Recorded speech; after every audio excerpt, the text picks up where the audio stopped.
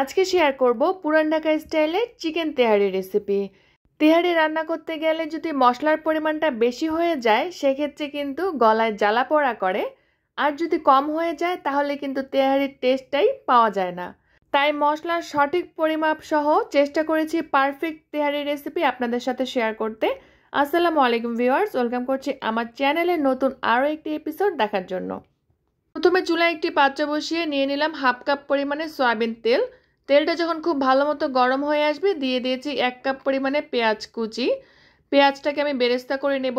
আর পেঁয়াজ বেরেস্তার ক্ষেত্রে টিপস হচ্ছে চুলার জালটি হাই ফ্লেমে রেখে পেঁয়াজগুলোকে ভাজতে হবে, এতে করে কিন্তু বেরেস্তাটা একদম সুন্দর মুচমুচে হবে।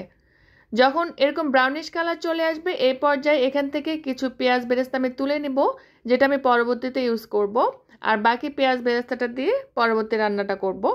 এর পর্যায়ে দিয়ে দিচ্ছি 1/3 কাপ পরিমাণে সরিষার তেল। অবশ্যই সরিষার তেলটাই দিতে হবে তেহারি রান্নার জন্য। 3-4টা দারচিনির স্টিক্স, 4-5টা সাদা এলাচ, একটা কালো এলাচ আর 1 চা চামচ পরিমাণে গোলমরিচ। মশলাগুলোকে হালকা একটু ভেজে নিব। যখন সুন্দর একটি অ্যারোমা ছড়াবে এই পর্যায়ে দিয়ে দিচ্ছি 1 কেজির থেকে বেশি, মানে 1.5 কেজির থেকে কম হবে, 1.5 কেজির মতো ছোট ছোট করে পিস করা মুরগির মাংস। আপনারা চাইলে কিন্তু আরও ছোট করে নিতে পারেন। 10-12টার মতো ছোট আলু আমি উপরে স্কিনটা ছিলে তারপরে সেটা দিয়ে দিচ্ছি। মুরগির মাংসটা আলুর সাথে হালকা একটু ভেজে নেব 2-3 মিনিটের জন্য। দিয়ে দিচ্ছি 1.5 টেবিল চামচ পরিমাণে রসুন বাটা, 1.5 টেবিল চামচ পরিমাণে আদা বাটা, 1/2 টেবিল চামচ পরিমাণে জিরার গুঁড়া, 1/2 টেবিল চামচ পরিমাণে ধনিয়ার গুঁড়া, স্বাদ মতো লবণ আর 1 চা চামচ বা স্বাদ মতো মরিচের গুঁড়া দিয়ে দিচ্ছি। এরপরে দিয়ে দিচ্ছি 1 চা চামচ পরিমাণে তেহারির মশলা। এই মশলার রেসিপিটা আমার হোমমেড, এটা আমি কিছুদিন আগেই আমার চ্যানেলে শেয়ার করেছি, চাইলে কিন্তু আপনারা দেখে নিতে পারেন। এই মশলাটা দিয়ে তেহারি, বিরিয়ানি, কাবাব, কোপ্তা যে কোনো মাংস আইটেমে কিন্তু দিতে পারেন, আর এর টেস্টটা কিন্তু বাইরের কেনা মশলার থেকে অনেক বেশি ভালো আসে। টেস্টটাকে আরও একটু বাড়ানোর জন্য দিয়ে দিলাম 1 টেবিল চামচ পরিমাণে টমেটো সস। এটা অবশ্যই দেবেন, এতে করে টেস্টটা অনেক বেশি ভালো আসবে। সব মশলাগুলো মাংসের সাথে দিয়ে খুব ভালো মতো কষিয়ে নেব। প্রায় 5 থেকে 6 মিনিটের মতো আমি কষিয়ে নিয়েছি। এরপরে ঢাকনা দিয়ে ঢেকে দেব, এতে করে মাংস দিয়ে অনেকটা পানি বের হবে, আর এই পানিটা দিয়ে কিন্তু মাংসটা পুরোপুরি সেদ্ধ হয়ে যাবে। প্রায় 5-6 মিনিট পরে ঢাকনাটা তুলে নিচ্ছি। এরই মাঝে কিন্তু আমি আরও একবার নেড়ে দিয়েছিলাম। মাংসগুলো যখন 50%-এর মতো সেদ্ধ হয়ে আসবে এই পর্যায়ে দিয়ে দিচ্ছি 3 টেবিল চামচ পরিমাণে টক দই। টক দইটা প্রথমে দিলে কিন্তু মাংসগুলো সেদ্ধ হতে একটু সময় লাগে, তাই আমি একটু পরে দিয়ে দিচ্ছি যখন অনেকটা সেদ্ধ হয়ে আসবে। টক দইটা মাংসের সাথে খুব ভালো মতো মিক্স করে নিয়ে এই পর্যায়ে যখন মাংসগুলো 80%-এর মতো সেদ্ধ হবে দিয়ে দিলাম আরও 1/2 চা চামচ পরিমাণে সেই তেহারির মশলাটা, এতে করে টেস্টটা আরও বেশি ভালো আসবে। মাংসগুলো নেড়ে চেড়ে মিক্স করে ঢাকনা দিয়ে আবারও ঢেকে দিচ্ছি মাংসগুলো পুরোপুরি সেদ্ধ হওয়ার জন্য। এই পর্যায়ে মাংসগুলো কিন্তু আমার একদম সেদ্ধ হয়ে গিয়েছে, আর খেয়াল রাখবেন যেন নিচে লেগে না যায়, যেহেতু পানিটা শুকিয়ে এসেছে। আমি একটু চেক করে নিচ্ছি যে মাংসগুলো পুরোপুরি সেদ্ধ হলো কিনা। মাংসগুলো কিন্তু পুরোপুরি সেদ্ধ হয়ে গিয়েছে। এ পর্যায়ে যতটুকু সম্ভব তেল ঝরিয়ে মাংসগুলোকে আমি অন্য একটি প্লেটে তুলে নিচ্ছি। বাকি যে তেল মশলাটা থাকবে এই মশলাটা দিয়েই আমি তেহারির ভাতটা রান্না করব। 3 কাপ পরিমাণে পোলাওয়ের চাল খুব ভালো মতো ধুয়ে তারপরে পানিটা ঝরিয়ে এই একই তেলের মধ্যে দিয়ে দিচ্ছি। যেহেতু আমি 1 কেজির থেকে একটু মাংস বেশি নিয়েছিলাম তাই আমি এখানে 1/2 কেজির থেকে বেশি চাল ইউজ করেছি। যতটুকু মাংস তার অর্ধেক কিন্তু চাল নিতে হবে। চুলার জালটি মিডিয়াম টু লোয়ের মাঝামাঝিতে রেখে অনবরত নেড়েচেড়ে চালগুলোকে ভাজতে হবে। যখন চালগুলো খুব ঝরঝরে হয়ে আসবে এ পর্যায়ে আমি পানিটা দিয়ে দিতে হবে। এখানে আমি 3 কাপ চালের জন্য 6 কাপ ফুটন্ত গরম পানি দিয়ে দেব।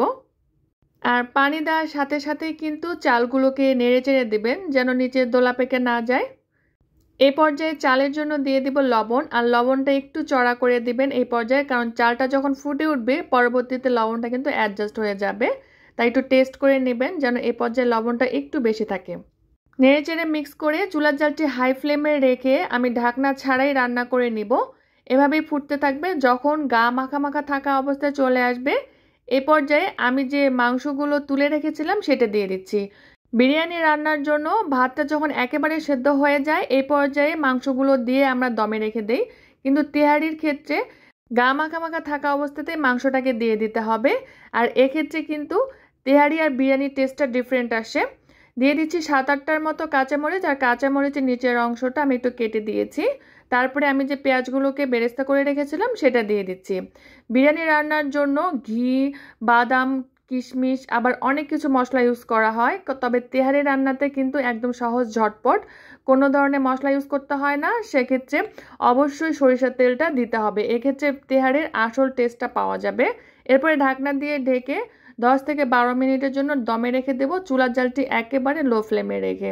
যখনই পানিটা একদম টেনে আসবে এই পর্যায়ে আরও একটু নেড়ে চেড়ে মিক্স করে দিচ্ছি। তেহারিটা অলমোস্ট হয়ে এসেছে, এক্ষেত্রে একটু নেড়ে চেড়ে দিয়ে ঢাকনা দিয়ে ঢেকে আরও 5-6 মিনিটের জন্য দমে রেখে দেব। আপনাদের পাত্রটি যদি পাতলা তলানিযুক্ত হয় সেক্ষেত্রে নিচে একটি তাওয়া দিয়ে তারপরে দমে দিতে পারেন, আর যদি মোটা তলানিযুক্ত পাত্র হয় সেক্ষেত্রে নিচে তাওয়া দেওয়ার কোনো প্রয়োজন নেই। প্রায় 5-6 মিনিট পরে আমি ঢাকনাটি তুলে দিচ্ছি আর চুলার জালটি অফ করে দিয়েছি, আর একটু নেড়ে দিচ্ছি। দেখতেই পাচ্ছেন তেহারিটা কতটা ঝরঝরে হয়েছে।